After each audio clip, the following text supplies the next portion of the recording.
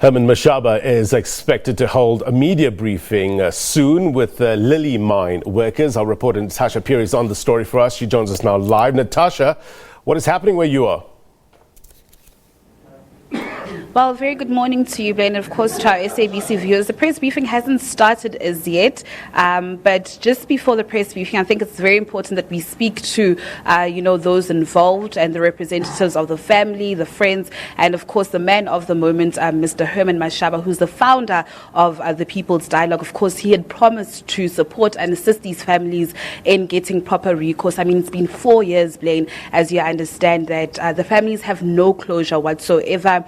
The bodies of their families, namely Pritin Kambule, Solomon Nyarende, and Yvonne Mnisi, have been trapped in Lily Mine. But of course, let's just talk to Mr. Herman Mashaba first and foremost. Thank you so much for inviting us to the SABC. Mr. Mashaba, it's been 4 years. There's no closure for these families, and you've now committed to actually assist them, to hold people accountable as well, especially the relevant departments and, of course, the mine executives. Thank you very much for giving us this opportunity. I'm actually quite pleased. As you can see, this morning I've got the team, two of the former miners and two family members, and fortunate enough, even a representative, the son of the local chief, is here with us to actually lend their support. On the 6th of December, I launched an initiative called the People's Dialogue, asking South Africans to let us discuss our problems and find solutions to them. And for some reason, Harry will explain, who is Harry Mazubuko, who is the spokesperson of these victims, contacted me, sent me various messages until I considered. And last Wednesday, I went to talk to them to go and find out. I've always known about this tragedy, but to be honest with you, I did not understand the extent. You read about these things in the papers, you see them on national television. Until you are there, understand really what happened. 4 years later, our people have not seen justice. Their family members are still underground. No attempt whatsoever or no effort to demonstrate that we are serious as a country to make sure that we bring closure to this particular matter. When I went and I listened to them, I then said, you know what? Through the People's Dialogue, through my family, we will do everything possible to ensure that we find them justice. We'll find them the best lawyers in this country, if not the world, to ensure that that container is brought back. The families are compensated. The former miners are also compensated. Yeah. So here they are here. We brought them into Johannesburg yesterday. Put them in a hotel for the first time since April last year. These colleagues, these colleagues of us, South Africans, fellow South Africans, have been sleeping in the streets in tents, being harassed. So put them up in a hotel. After this press conference, I'm taking them to the law firm that's going to represent them. We are going to hold the owners of this mine accountable. We are going to hold the Department of Minerals responsible, and the Department of Labor, because when you operate in a country like us, it's always been a tradition and it's nothing unique all over the world. Department of Labor has to hold the owners of the mine accountable. But 4 years down the line, I think we've got the victims to can actually relate what really transpired. It broke my heart, and I said to myself, as a fellow South African, I will commit up to my last end to ensure that ultimately we see justice for our fellow residents. You talk about the best legal representation. I mean, in terms of the lawyers that you'll be getting for him, could you just probably, let us in as to who they'll be? Well, I will announce after you've received the full extent of this problem. Because, to be honest with you, right now, you have no idea about the seriousness of this particular case. Obviously, let's wait for them to really tell people of South Africa what transpired, because that accident, as much as it's an accident, but it was an accident bound to happen, because it was through negligence, it was through not respecting safety, giving safety consideration. operations. And then, obviously, before we leave for the lawyers, I'll announce the legal team that we are going to be using to take this matter up on their behalf. Okay, Mr. Mashaba, we look forward to actually hearing, who those legal representatives will be. But if I'll just also call, the former friend, former colleague of the miners, Mr. Herman Mashaba, and of course we will catch up with you after this. So I understand Mr. Herman Mashaba was also at the helm, of course, of looking for those miners about last week until those operations were halted due to the 2 illegal miners that were found deceased at the Lily mine. Mr. Herman Mashaba, I mean, it's been 4 years now. You started search operations last week, you and your colleagues, your former colleagues at Lily mine, but unfortunately that also hasn't proved to be successful. Yes, we did, because like you alluded earlier on, that it's almost 4 years now. So we've been following procedures, we've been complying with the rules and the regulation, especially of the department, but for no way forward, no solution, because even there's no proper communication. So that's why we decided to take it upon ourselves, because there's a company that wants to assist, want to reopen the mine, want to compensate the ex-employees, want to retrieve the container, but is denied opportunity to do so by the very same management of Vantage, who are the ones who are responsible for the collapse of the mine, because apparently they were told that where it collapsed, it's going to collapse. So, but now they are denying everybody an opportunity to do the right thing. So that's why we've decided to take it upon ourselves. Mr. Mashaba, just explain to us, to the viewers at home, how's the process been? I mean, has it not been frustrating that, you're going to and forth, and especially, I mean, from the relevant departments, what have they been saying? You mentioned that there is no communication. How's the process been thus far?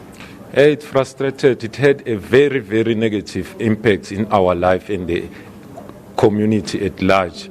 Because if I'm a man, if I'm not working, just imagine, the wife is not working, we've got kids who have to go to school, so it had, and the crime rate there in that village is so high. People are stealing livestock because they were relying to the mines. So it had, 26 years into democracy, we haven't got answers, because government officials did arrive at the mine, including the minister and the premier. They lied to us. Now there's no communication at all. If we ask how far with our issue, how can the government be of our assistance? There's no response. So we've got thousands of questions with no answers, especially to the Department of Mineral Resources.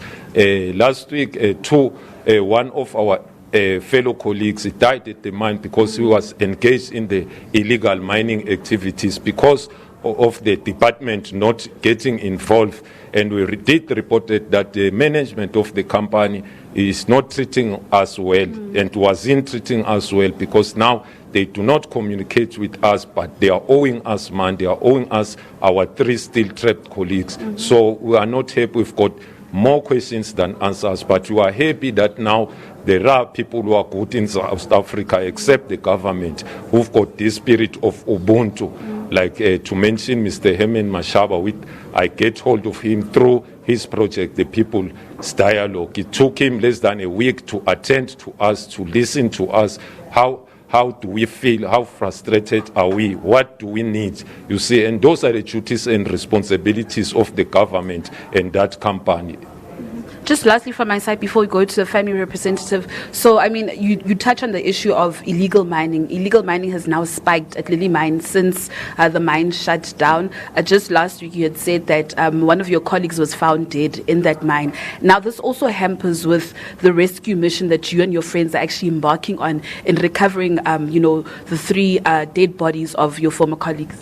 Yes, so we're not happy again, because we have to hold our mission, because it's dangerous. 2 gangs are fighting, so we don't want a situation whereby we are caught in the middle of this battle amongst those gangs. So this thing we believe that it should have been avoided if there was intervention on time from the department, the relevant department, DMR, as the regulator, you see, to safeguard the mines, to protect the lives of the people, to assist us as the ex-employees, because we're working the legal way, but now we're treated like animals by the department. Okay. Well, thank you so much, and of course we will catch up with you. Of course, that was Mr. Harry Mazubuko just giving us an insight as to the rescue operations, what has happened thus far, also saying that there is no formal communication from the miners. If I'll just bring in a family member, I understand his name is Fiso, and of course he is the younger brother to Priti Nkambule, of course one of those 3 miners who unfortunately lost their lives. So I can imagine it's a hard time for when anomdeni wako. It's been 4 years without getting any closure. And Ngakangcwabu Priti, how's the family feeling? How are you feeling?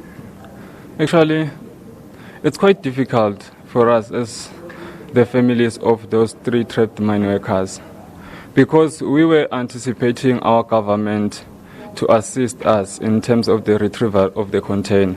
Unfortunately enough, they are not assisting us as the families. Instead of assisting us, they are protecting the same executives which led to the collapse of the mine, who is Mr. McChesney, from losing the mine, from going to jail, or from running away from prosecution.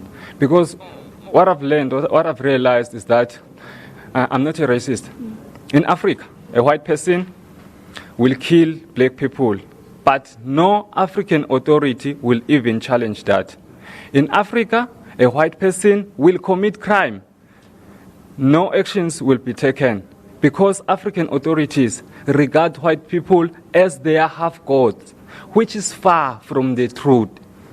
Just imagine, if one of those people, if one of the 3 who are still trapped underground was a white person, I'm quite sure, I'm 100% sure that our government could have intervened, because they are scared of their colonial masters. If one of them was the son of maybe our deputy president, Mr. Titi Mabuza, maybe our president Cyril Ramaphosa, or our Mpumalanga lying premier, our government could have intervened, simply because they are the kids of the poorest of the poor. Therefore, us as the families, we have to suffer. I don't know why. In Chile, on the 5th of August in 2010, their government assisted in that collapse of the mine. Okay. Well, we will catch up with you later on. Quite visibly, emotional, Fiso Nkambule, who is the younger brother of Priti Nkabinde. And of course, Priti was a breadwinner of a family. She leaves behind 3 kids. I understand that at the time of this disaster, she left behind a 5-month-old baby who is actually grown to be, I think, 3 years old right now. So quite harrowing details. And hopefully, I think that the family now, all the family wants is actually justice and, of course, closure through the likes of the People's Dialogue. As for me, Blaine, let me just cross back to you in studio. All right, Natasha, thank you very much indeed for your reporting. Natasha Phiri there, coming to us live from Johannesburg.